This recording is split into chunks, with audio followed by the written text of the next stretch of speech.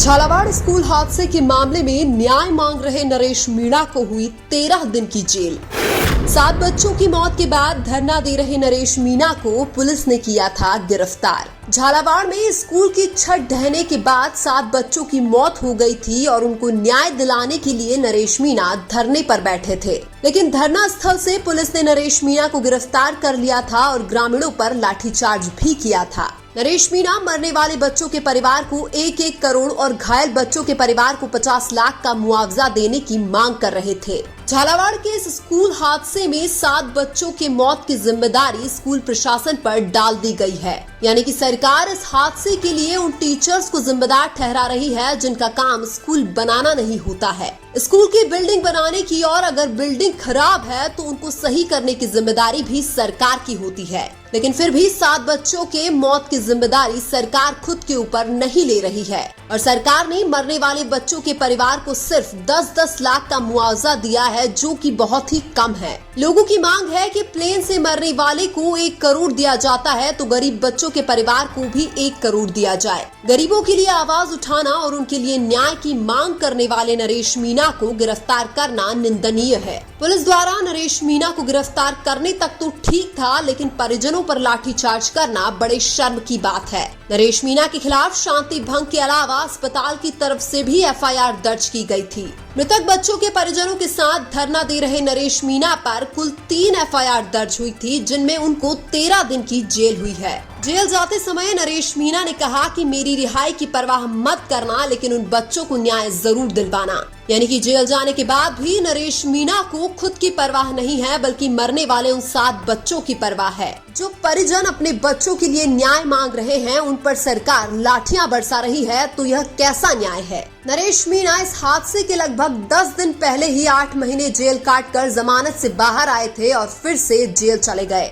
थप्पड़ कांड के मामले में नरेश मीणा 8 महीने बाद जेल से बाहर आए थे। उसके बाद वो हाड़ौती में जन क्रांति यात्रा कर रहे थे, लेकिन जब नरेश मीणा को पता लगा कि झालावाड़ में स्कूल की छत गिरने से 7 बच्चों की मौत हो गई है, तो नरेश मीणा ने जन क्रांति यात्रा को स्थगित करके सीधे उन बच्चों को न्याय दिलाने के लिए झालावाड़ पहुंच गए थे। झालावाड़ में धरना स्थल से गिरफ्तार होने के बाद नरेश मीणा ने कहा कि ना तो मैं पहले डरा था और ना ही अब डरूंगा। नरेश मीणा ने ये भी कहा कि मैं दीनहीन और गरीबों के लिए 1000 बार भी जेल जाने के लिए तैयार हूँ। इस हादसे के बाद सरकार राजस्थान की सरकारी स्कूलों का सर्वे करवाकर जर्जर इमारतों को सही करने का फैसला ले रही है, लेकिन सवाल यह है कि सरकार ने ये काम पहले क्यों नहीं किया। अब कार्यवाही करना तो आग लगने के बाद कुआं खोदने जैसा है। क्या सरकार की नजरों में गरीबों की जान की कोई कीमत नहीं है? उनकी स्कूलों पर भी मरने के बाद ध्यान दिया जाता है। लोग झालावाड़ में इस स्कूल हादसे के बाद शिक्षा मंत्री मदन दिलावर से भी इस्तीफा देने की मांग कर रहे हैं।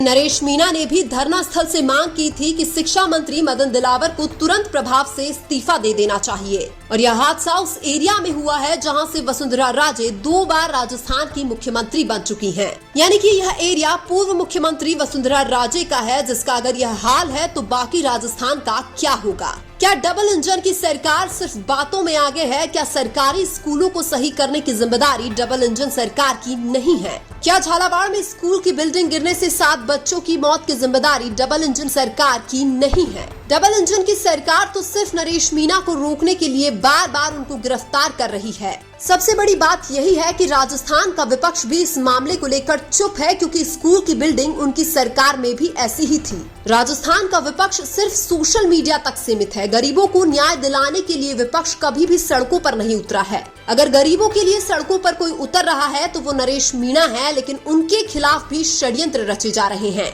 यानी कि राजस्थान में हालात ऐसे हैं, अगर कोई गरीबों की आवाज बुलंद करेगा तो उनको जेल जाना पड़ेगा। हालांकि नरेश मीणा ना तो पुलिस से डरते हैं, ना ही पुलिस की लाठियों से और ना ही जेल जाने से। नरेश मीणा के दोबारा जेल जाने से उनकी जन क्रांति यात्रा भी रुक गई है, लेकिन नरेश मीणा छोटी मोटी समस्याओं से डरकर अपने इरादे नहीं बदलेंगे। वो वापस आकर फिर से जन क्रांति यात्रा शुरू करेंगे। नरेश मीणा की जन क्रांति यात्रा में लोगों की भीड़ देखकर हाड़ौती के नेताओं की भी नींद उड़ गई थी।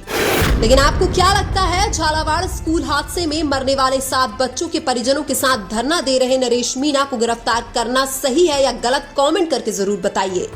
वीडियो अच्छा लगा तो लाइक कीजिए और हमारे चैनल मीना की आवाज को सब्सक्राइब कीजिए। धन्यवाद।